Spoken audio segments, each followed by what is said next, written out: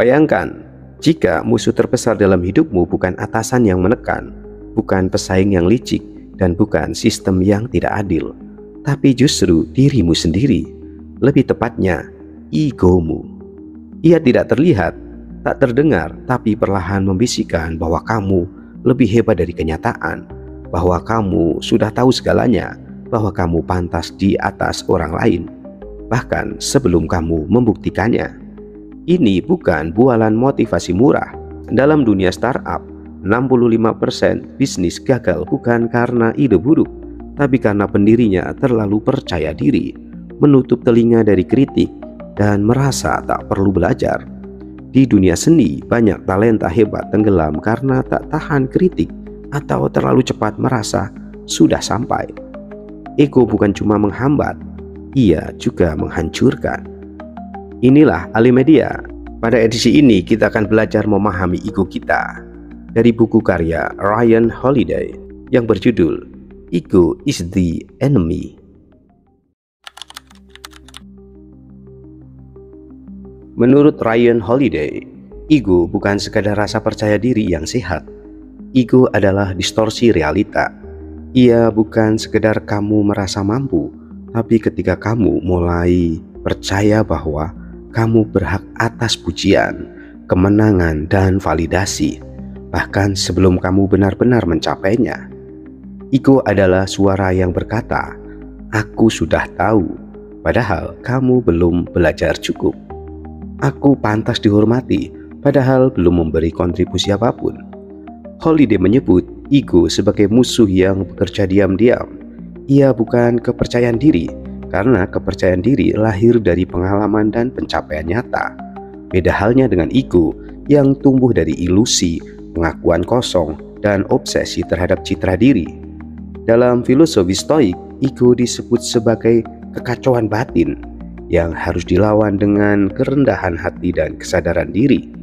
Marcus Aurelius, kaisar Romawi yang juga filosof Stoik, pernah menulis, "It is not the man who has too little, but the man who craves more that is poor." Sebuah tamparan halus bagi mereka yang dikuasai ego. Jadi, jika kepercayaan diri membangun, ego bisa menghancurkan. Ambisi yang sehat mendorongmu terus belajar dan berkembang, sedangkan ego membuatmu berhenti karena merasa sudah hebat. Memahami batas ini bukan cuma penting, tapi krusial agar kamu tidak terjebak dalam ilusi diri.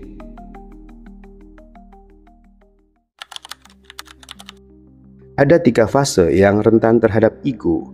Yang pertama yaitu saat kita berambisi atau aspire. Di fase awal, ego mulai membisikkan janji-janji manis. Kamu pantas jadi terkenal sekarang juga. Tapi Ryan Holiday memperingatkan, ambisi sejati bukan tentang pengakuan instan, melainkan tentang kerja diam-diam yang konsisten.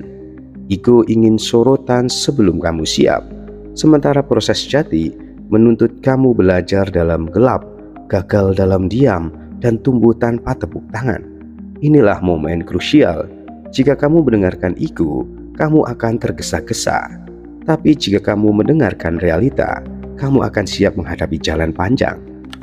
Yang kedua yaitu saat kita sukses. Ironisnya, saat kesuksesan datang, justru di sanalah ego mulai berkuasa. Ego memelihara rasa penting diri, menganggap bahwa semua keberhasilan adalah hasil jenius pribadi. Kita lupa faktor keberuntungan, orang lain yang membantu, atau momen keberanian yang langka. Ryan menulis, "Sukses is intoxicating." Sukses adalah sesuatu yang memabukkan. Kita mabuk akan pencapaian sendiri, dan disitulah ego menjadi penjaga palsu yang menolak kritik, menolak tumbuh, dan pada akhirnya menjadi awal kehancuran. Yang ketiga yaitu saat kita gagal. Gagal seharusnya jadi pelajaran, tapi ego membisikkan sesuatu yang jauh lebih berbahaya. Kamu tidak pantas gagal. Ego membuat kita terlalu malu untuk bangkit, terlalu gengsi untuk mencoba lagi. Padahal hampir semua orang sukses mengalami kegagalan. Masalahnya bukan kegagalannya, tapi interpretasi kita yang dikuasai ego. Ryan mengingatkan bahwa orang-orang yang berhenti setelah kegagalan pertama seringnya bukan karena tak mampu, tapi karena tak sanggup menghadapi rasa malu yang ditanamkan ego.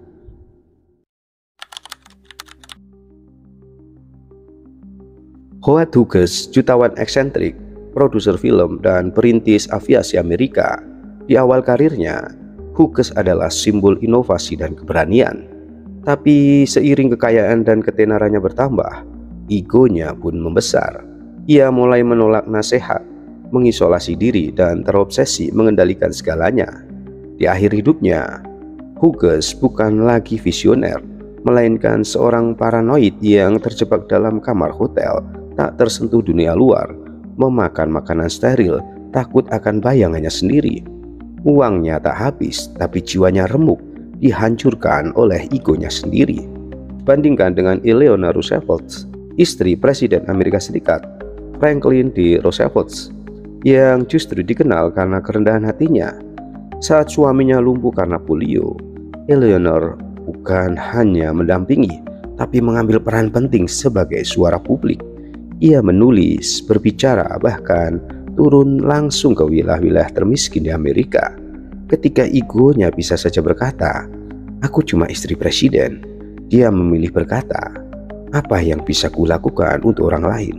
Hasilnya, ia dikenang sebagai ikon hak asasi manusia dan jembatan perubahan sosial. Dua kisah, dua arah. Howard Hughes memilih mendengarkan egonya dan berakhir dalam kehancuran pribadi. Eleanor memilih untuk membungkam egonya, dan justru di sanalah ia menemukan kekuatannya. Ini bukan cuma soal pencapaian, tapi soal arah hidup. Apakah kita dikendalikan oleh ego atau justru mengendalikannya?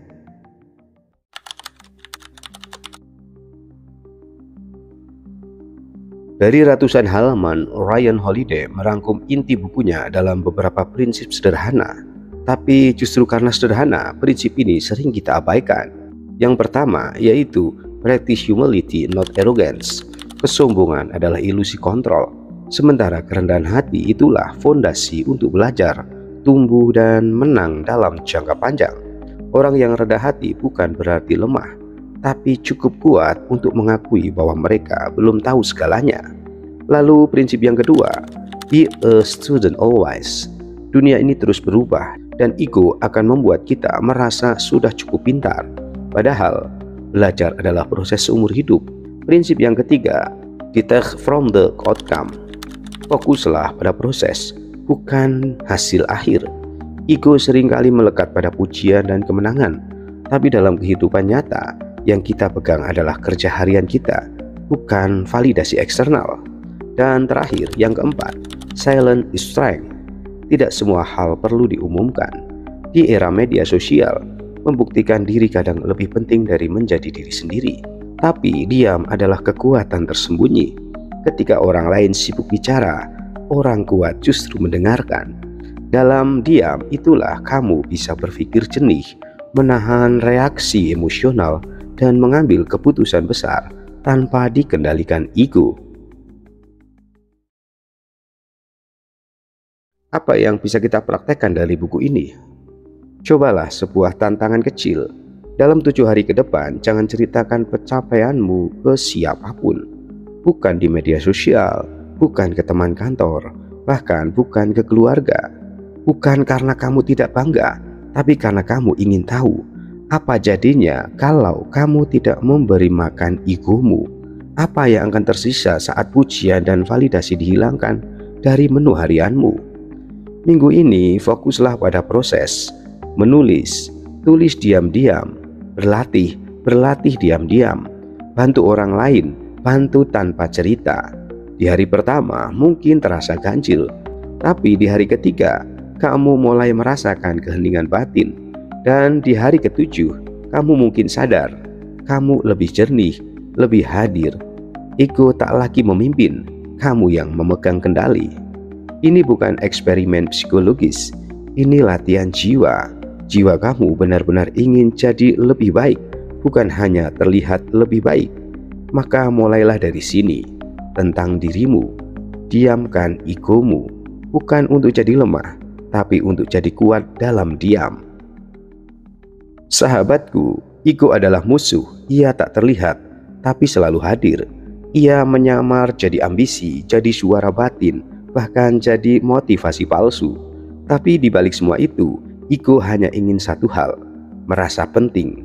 Meski belum pantas, kita tak bisa membunuh ego, tapi kita bisa memilih menundukkannya.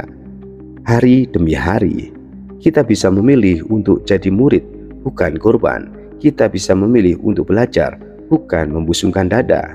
Jadi hari ini, siapa yang kamu pilih untuk dilawan? Orang lain, dunia, atau dirimu sendiri? Jika kamu merasa ego sering menghalangi langkahmu, coba baca buku Ego is the Enemy karya Ryan Holiday. Link ada di deskripsi. Dan kalau kamu merasa konten ini membuka sudut pandang baru, jangan lupa untuk like, share, dan subscribe Alimedia. Karena mengalahkan ego bukan perjalanan semalam, dan kamu butuh teman seperjalanan. Terima kasih sudah menyimak konten ini. Sampai jumpa di edisi berikutnya. See you next time.